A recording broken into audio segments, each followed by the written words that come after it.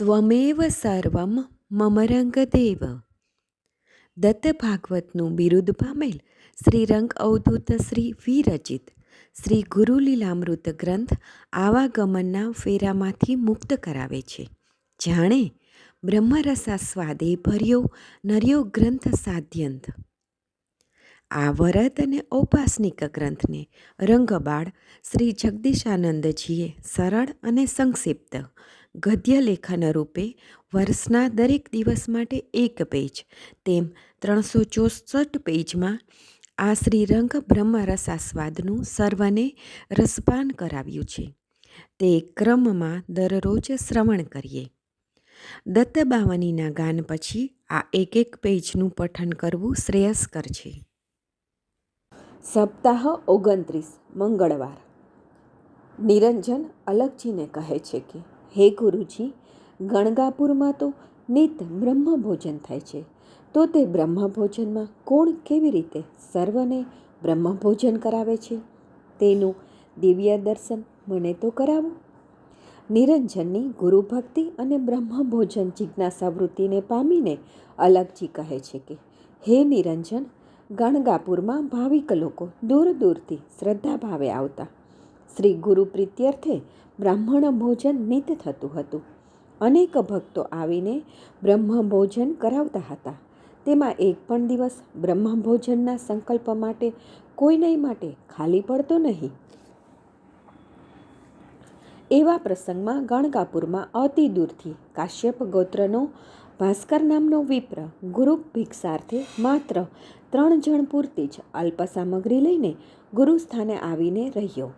નિત્ય બ્રહ્મભોજનનું નિમંત્રણ મળતા તે અલ્પ સામગ્રીની પોટલીને મઠમાં મૂકી બ્રહ્મભોજન જમવા માટે જતો હતો. રાત્રે સૂતા સમયે તે પોટલીને પોતાના માથાના નીચે ઓશિકા જેવો ઉપયોગ કરી ગાઢ નિંદ્રામાં સૂઈ જતો હતો. સવારે ઉઠી તેનું સટકર્મ પતાવી પાછો ભોજન જમવા જતો. તેને જોઈને કેટલાક કુટિલજનો તેને સહન ન થાય તેવી અભદ્ર ભાષામાં કટુવેણથી તેના પ્રત્યે તૃણા તિરસ્કાર કરી તેને ધમકાવતા કે અરે, પેટ ભરું અહીં આવીને ગુરુને જમાડવાને બદલે તું પોતાનું પેટ ભરે છે, તને શરમેય નથી આવતી. કોઈ તેને ભિખારી કહીને અપમાન કરતા કે તું હરામનું ખાઈને અહીં મઠમાં પડી રહ્યો છે. આમ અનેક રીતે અપમાનિત વાણી દ્વારા લોકો તેને તિરસ્કૃત કરતા હતા.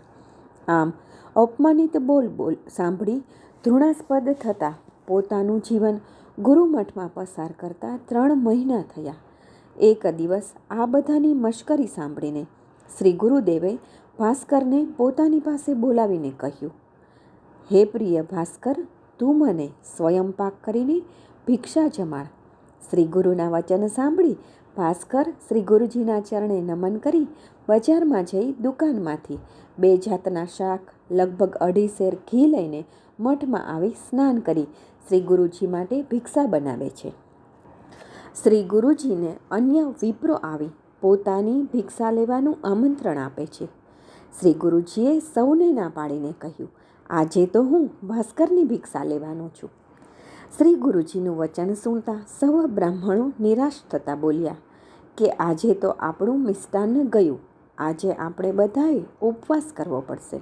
જેથી ચાલો હવે આપણે પોતપોતાના ઘરે જઈએ. બ્રાહ્મણોને વિદાય થતાં જોઈ શ્રી ગુરુજીએ કહ્યું, ના ના, સૌ ઘરે ન જતા અહીં આશ્રમમાં જ સહુ કુટુંબ સાથે જ જમજો. ભાસ્કરના મનમાં એવો વિચાર આવ્યો કે અહીં મઠમાં વધારે સામાન હશે, જેથી ગુરુજીએ બધા માટે પાક તૈયાર કરી બધાને જમાડવું હશે. માટે ગુરુજીએ બધા વિપ્રોને કુટુંબ સાથે અહીં જમવાનું કહ્યું હશે. બધા વિપ્રોએ ગુરુજીની આજ્ઞા માની સૌ સ્નાનાર્થે ગયા. શ્રી ગુરુજીએ ભાસ્કરને કહ્યું, મેં આજે બધા જ વિપ્રોને ભોજન માટે બોલાવ્યા છે, જેથી તું જલ્દી પાક તૈયાર કર. ભાસ્કરે ભિક્ષા તૈયાર કરી શ્રી ગુરુજીને ભિક્ષા ગ્રહણ કરવા બોલાવ્યા. શ્રી ગુરુજીએ ભાસ્કરને કહ્યું, પહેલાં બધા બ્રાહ્મણોને બોલાવીને જમાડ, પછી જ હું જમીશ. ભાસ્કરે આજ્ઞા મળતા બધાને ભોજનનું નોતરું આપવા ગયો. બધાએ તેની ઠેકડે ઉડાડી અને ભોજન જમવા માટે આવવાની ના પાડી. ઘણા અભદ્ર મેણ બોલ્યા. ભાસ્કરે ગુરુ પાસે આવીને બધાની નામરજીની વાત કરી. ગુરુ બધું જ સમજતા હતા. તેથી ગુરુજીએ બીજા શિષ્યોને મોકલીને કહ્યું, જા, કહે કે ગુરુવાજ્ઞા છે, તેથી બધા પધારો. ગુરુવાજ્ઞા સાંભળતા જ બધા આવ્યા. શ્રી ગુરુજીએ બધા વિપ્રોને કુટુંબ સાથે અહીં જમવા પંગતમાં બેસવાનું કહ્યું. ભાસ્કરે તો 3 પૂરતી જ રસોઈ બનાવી હતી, તેથી તે તો ગુરુજીની આ અકળકળાને જાણતો ન હતો. શ્રી ગુરુજીએ 3 પૂરતી સામગ્રી પર જળ છાંટી તેની પર વસ્ત્ર ઢાંકી દેવાની આજ્ઞા કરી. પછી તેમાંથી પીરસવાનું ચાલુ કર્યું. જે લોકો ભાસ્કરની મજાક ઉડાડતા હતા તે બધાએ વાનગીની અતિ પ્રશંસા કરી. સૌ આઘંટ જમ્યા. ભાસ્કર અતિ પ્રેમથી બધાને જમાડતો હતો. વિપ્રો પણ ક્યારેય ન જમ્યા હોય તેવું જમ્યા. 3 જણ પૂરતી સામગ્રીમાંથી ગુરુજી સહ લગભગ 4000 વિપ્રો જમ્યા. ગામના શૂદ્ર અને અંત્યજો પણ જમ્યા. ગુરુજીએ ભાસ્કરને પણ જમવાની આજ્ઞા કરી. બાદમાં જોયું તો જેટલું અન્ન રાંધ્યું હતું તેટલું અન્ન પડેલું હતું.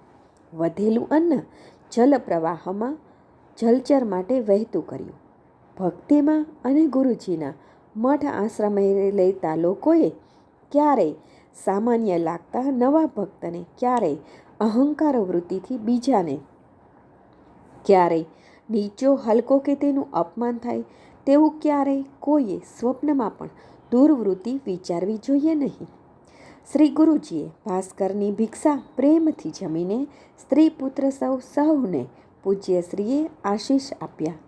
નિજ ભક્તોનો અહંકાર દૂર કરી સૌને પરસ્પર દેવદ્રષ્ટિ રાખી સૌમાં સમભાવ કેળવવાનો બોધ આપ્યો.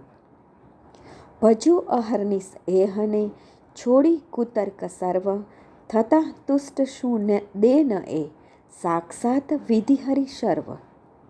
શ્રી ગુરુ લીલામૃત અધ્યાય 92 દોહરો 92.